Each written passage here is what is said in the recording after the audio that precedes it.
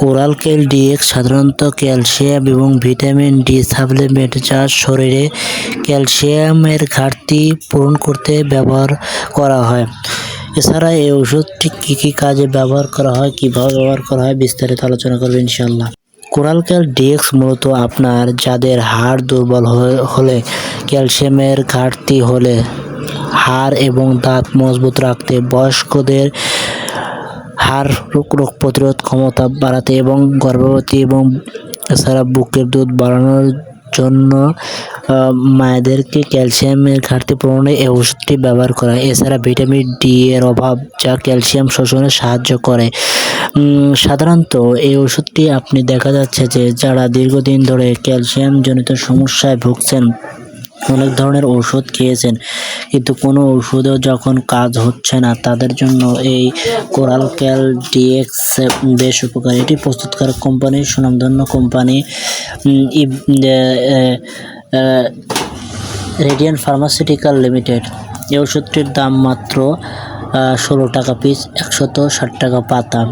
ওষুধটি আপনি খাবার ফলে আপনার হাড় ক্ষয়, জয়েন্টে, মাঝে, হাঁটুতে দীর্ঘদিন ধরে বিভিন্ন ধরনের পেইন কিলার বা ব্যথানাশক খেয়ে যখন আপনার কাজ হচ্ছে না, তখন ডাক্তারগণ ক্যালসিয়াম 600 মিলিগ্রাম এবং vitamin D3 400 IU calcium source এই ওষুধটি লিখে থাকে। এই কোরাল ক্যাল ডিএক্স খাবার ফলে আপনার শরীরে যে কোনো ধরনের ব্যথা মুহূর্তের মধ্যে দূর হয়ে যাবে এবং আপনি যদি দীর্ঘদিন ধরে হাড় ক্ষয়, মেরুদণ্ড ক্ষয় সমস্যা ভুগে থাকেন, তাহলে এটিও আলহামদুলিল্লাহ মুহূর্তের মধ্যে দূর হয়ে যাবে।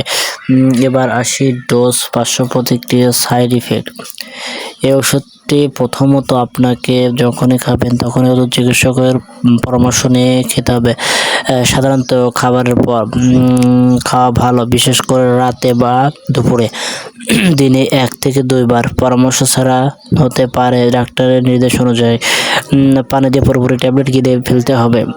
গুরুত্বপূর্ণ ডাক্তারের পরামর্শ ছাড়া দীর্ঘদিন না খাওয়াই ভালো, কারণ কিডনিতে পাথর থাকলে সতর্ক থাকতে হবে। এছাড়া অন্য ক্যালসিয়াম বা ভিটামিন ডি3 সাপ্লিমেন্ট একসাথে ডোজ বেশি হতে পারে।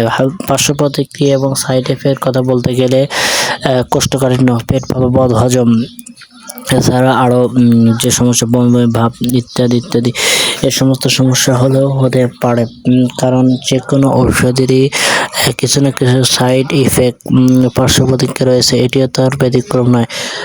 সো আপনি যখনই খাবেন একজন চিকিৎসকের সঙ্গে আলোচনা করে আপনাকে খেতে হবে। তো বন্ধুরা, আজকের ভিডিও এ পর্যন্তই।